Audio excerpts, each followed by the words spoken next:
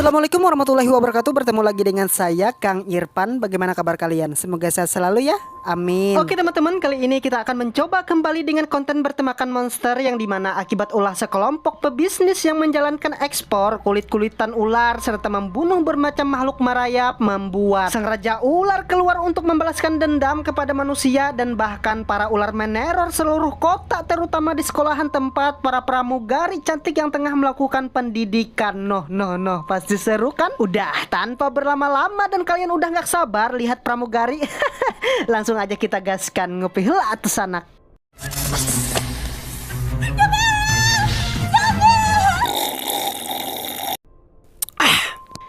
Cerita akan diawali memperlihatkan sekelompok pebisnis yang datang di salah satu tempat pembuatan kulit ular untuk dijadikan bermacam kerajinan seperti tas dan lain-lainnya. Lalu di sana mereka sangat antusias terhadap bisnis ini, dan para investor siap merogoh rupiah agar bisnis tersebut lebih berkembang karena sangat menjanjikan. Namun sebuah kejanggalan terjadi di sana, yang dimana tempat penampungan para ular berhamburan, dan ngerinya seperti ada sosok besar mengintai kedatangan mereka. Dan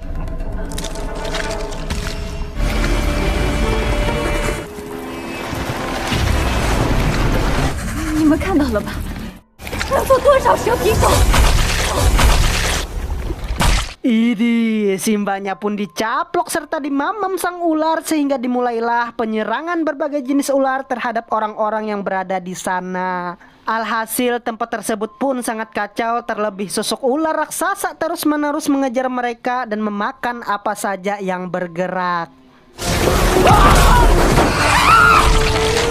Dan ketika semua orang udah habis dimakan di dalam sana, hanya satu oranglah yang berhasil kabur berlari untuk menuju perkotaan. Namun sial,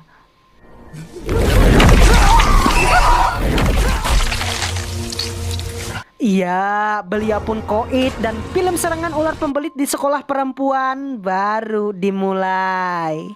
Scene pun akan dimulai dari tempat pemandian para siswi yang tengah selesai dari aktivitas belajar mengajar tentang dunia penyelamatan di maskapai. Seperti yang kita tahu, pramugari selalu stylish dan dihuni beberapa wanita cantik ya kan. Namun kali ini keindahan mereka malahan dinodai oleh kemunculan beberapa ular dari lubang-lubang kecil yang ada di sekolahan. Ya, otomatis teriakan seperti emak-emak terdengar riuh bergema, menandakan satu orang mengalami masalah sedangkan yang lain juga ikut berteriak, padahal belum tahu sebabnya apa. Ya, begitulah wanita. Namun akibat teriakan tersebut membuat AA satpam yang baru bekerja langsung muncul di sana. Sebut aja AA ini bernama Liao Chow, dan beliau langsung menjadi superhero untuk menyelamatkan para gadis-gadis ini dari ancaman, sehingga ketika masalah sudah beres,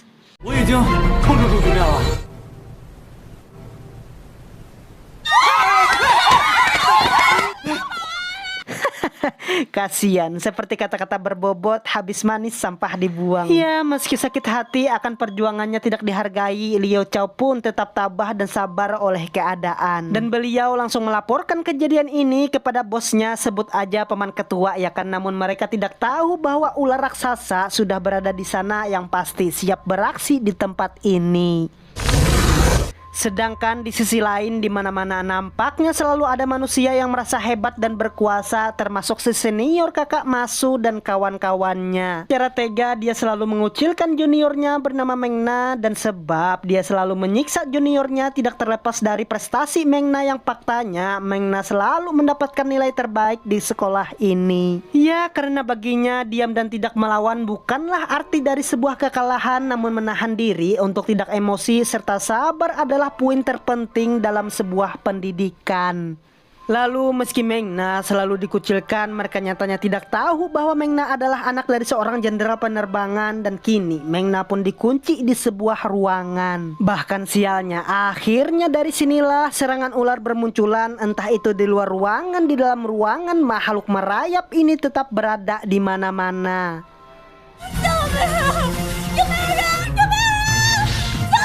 Dan akibat teriakan tersebut, Liu Chow pun mendengarnya dan berusaha menyelamatkan si gadis cantik ini. Dan alhamdulillah ya kan, mereka berhasil selamat. Dan kebetulan pada saat itu juga ada kakak ketua. Otomatis mereka pun membicarakan serangan ini dan segera memperingatkan kepala sekolah beserta rombongan pengusaha.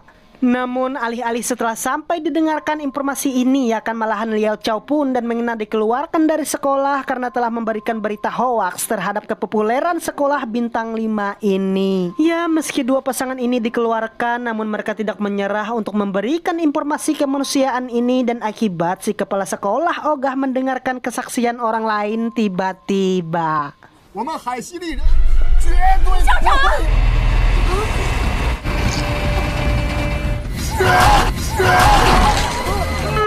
Mamam, pasti menyakitkan ya kan, dan semua tempat pun mengalami serangan, tidak terkecuali kolam renang, ruang latihan, ruang ganti yang nampaknya sudah dikelilingi ular-ular kecil dan berbisa. Dan akibat serangan tersebut banyak sekali yang mengalami luka-luka, bahkan menjemput ajalnya. Ya, seperti yang kita lihat, sang ular raksasa tak henti-hentinya memakan orang seperti kelaparan tingkat tinggi.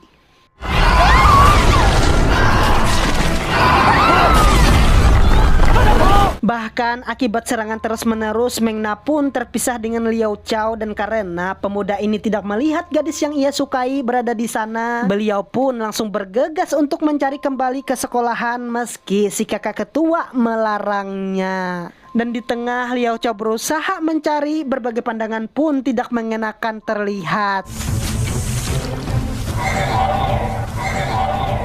Ya, itu masih normal kan mata kalian? Dan masih banyak lagi korban pandemi ular ini, hingga di penghujung jalan akhirnya Liao Chao pun menemukan keberadaan Meng Na. Namun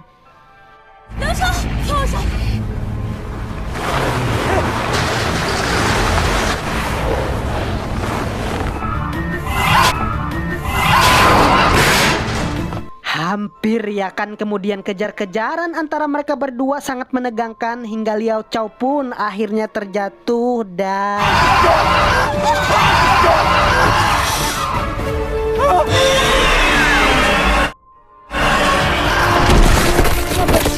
syukur ya kan, AA seniornya berhasil menyelamatkan, dan dua orang ini pun selamat dari kematian. Meski mereka berdua udah selamat, namun para satpam ini pun bingung harus menuju para adik-adik cantik yang ada di seberang, hingga diambillah sebuah pilihan, yaitu melewati tali memanjang yang resikonya sangat berbahaya. Ya, awalnya sih 30% berjalan sesuai rencana, ya kan, hingga hampir di pertengahan mereka menyadari diikuti oleh beberapa ular yang pasti untuk menghindari. Ya, dengan cara menggoyangkan, namun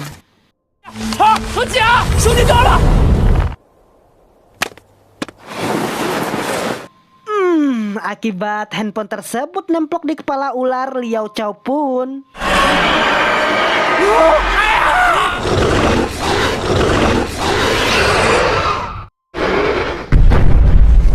hampir ya kan, tapi akibat goyangan pargo yang mereka lakukan, penyangga tepi pun malahan bercerai ikatan dengan dinding yang membuat mereka harus mendarat dengan keadaan keterpaksaan.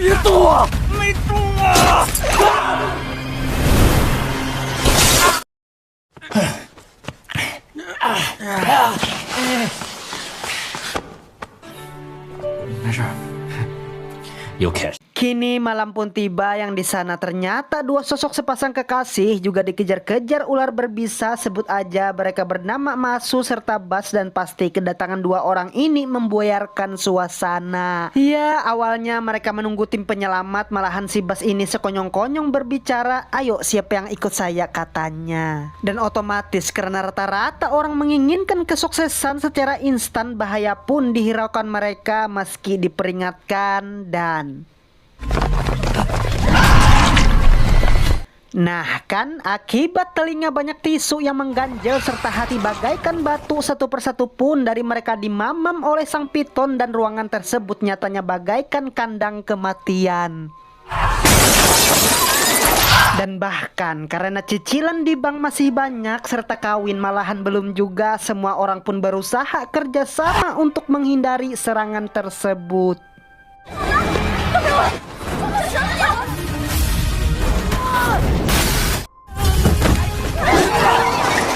Alhasil mereka pun selamat untuk sementara, tapi kegigihan ular ternyata sangat mengerikan. Dan tiba-tiba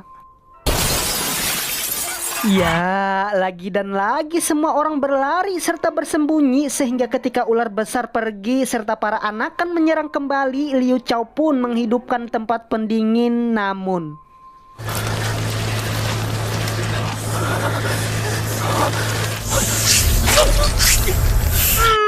Liu Chao pun ternyata terkena gigitan sehingga membuat dirinya tak berdaya, tapi untungnya Meng Na si gadis cantik dan rupawan cepat melakukan pertolongan pertama sehingga ya, Abang Satpam tetap kekar dan sangat perkasa dan kini tanpa membuang waktu yang lama mereka pun kembali mempersiapkan alat untuk melawan sang ular. Namun beda dengan Alex, dia lagi-lagi berulah yang dimana alat perlengkapan medis dengan sengaja ia manipulasi, tapi syukurnya perbuatan tersebut terlihat oleh Xiao Li.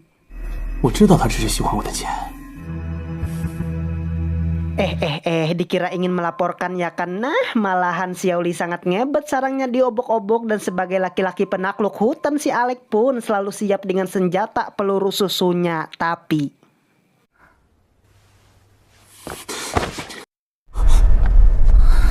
iya, ternyata perbuatan perselingkuhan diketahui oleh Mak Su yang membuat dua wanita ini saling adu bacot hingga 你是不是没有人看你的样子？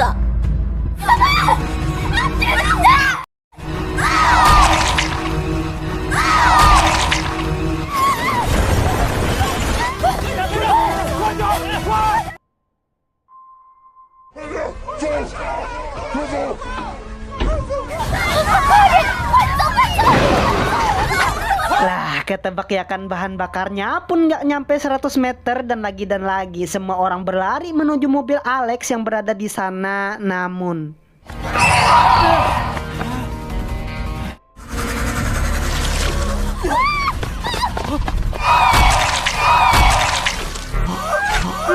sepertinya karma kedua langsung terbukti. Kak Maso pun tenang di alam perut, kemudian langsung dilanjutkan dengan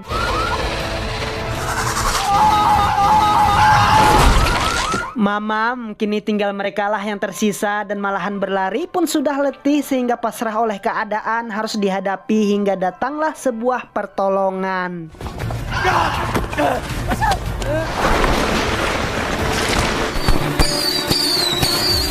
Dan dia adalah paman kedua yang dengan rela mencoba mengalihkan perhatian serta mengorbankan dirinya demi keselamatan orang lain. Ya, kini Lia Chao pun seperti raja yang dikelilingi selir bidadari yang setiap perkataannya akan didengarkan untuk melawan sang ular raksasa. Dan mereka pun bersiap-siap mencari perlengkapan serta atribut perang dan wih ngeri cok.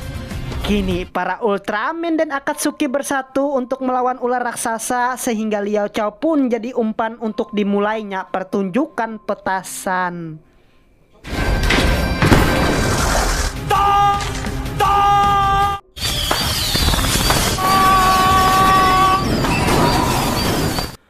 Wah, seperti yang terlihat si ular sangat kewalahan menghadapi ratusan kembang api ke tubuhnya meski Meng Na beserta teman-temannya akhirnya berjatuhan juga. Namun beda hanya dengan Liu Chao yang ngotot untuk mengalahkan sang ular hingga berkat kegigihannya sang ular pun terjatuh tak berdaya. Dan kini mereka sangat bahagia atas kemenangan dan salah satu dari wanita ini sangat girang dan meluapkan emosinya. Namun tiba-tiba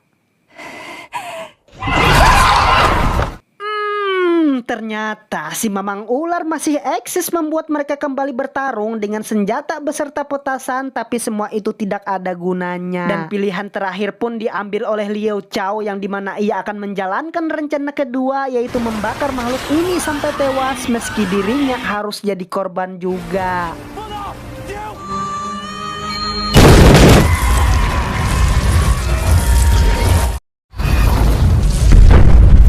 Kira kalian mati karena Liu Chao, ternyata masih hidup guys. Dan Paman Gundul pun juga masih selamat dalam kejadian ini. Yang pasti semua orang pun berbahagia dan menemukan cinta sejatinya di saat masa-masa yang sangat sulit. tamat. Oke teman-teman, segitu aja pesan sedikit yang dapat kita ambil pelajaran dari film ini adalah ketika kita bijak dalam memandang, saat itulah kita menjauh dalam prasangka. Dan janganlah pernah memandang siapa yang berbicara, tetapi dengarkanlah apa yang ia katakan. Barangkali itu yang terbaik ya kan. Saya Irfan pamit, bye bye. Assalamualaikum warahmatullahi wabarakatuh. Subscribe.